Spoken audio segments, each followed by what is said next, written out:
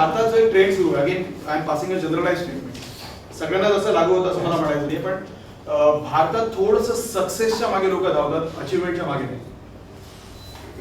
मूलभूत सक्सेस आणि अचिव्हमेंटच्या मध्ये एक छोटासा फरक आहे. सक्सेस म्हणजे एक साधं उदाहरण घ्यायचं ठरवलं तर 10वी किंवा 12वीच्या परीक्षेला 2 विद्यार्थी बसले, त्यातला एक विद्यार्थी आहे त्याचा स्वतःवर जास्त विश्वास नाही, कारण त्याला आतापर्यंत तसे रिझल्ट मिळालेले नाहीये.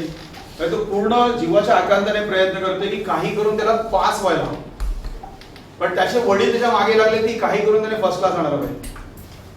आणि दुसरा विद्यार्थी असा आहे, त्याने एक टास्क घेतलाय, एनी हाऊ मला 99% मिळवायचे, आणि तो तसा हुशार आहेच, त्या पद्धतीचे पर्सेंटेज तो कमावत आलेला आहे. दोघांचाही अभ्यास सुरू आहे अतिशय चांगल्या रीतीने, आणि जेव्हा रिझल्ट लागला तेव्हा ज्या मुलाने ठरवलं होतं की 99% मिळवायचे त्याला 97 मिळाले, पण तो फर्स्ट आला.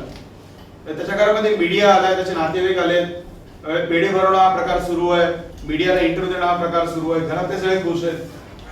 आणि दुसरं घर असं आहे की ज्या ठिकाणी त्या मुलाचे वडील मागे लागले होते की फर्स्ट क्लास, आणि त्या मुलाला खात्री नव्हती की तो पास होईल की नाही, पण त्याने खूप प्रयत्न केला होता आणि त्याने सेकंड क्लास मिळवला. पण काय वाटतं या दोघांमध्ये सक्सेस कोणी मिळवलं आणि अचिव्हमेंट कोणी घेतलं?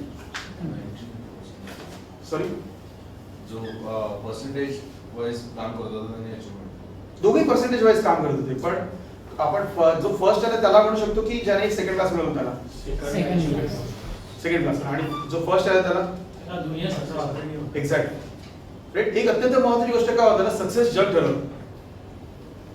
तुमची लाईफस्टाईल काय, तुम्ही कुठची गाडी वापरता, तुमचा बँक बॅलन्स किती, सगळ्या इतर सगळ्या गोष्टी आहेत, हे सक्सेस आहे जग ठरवतं, अचिव्हमेंट तुम्ही स्वतः ठरवता.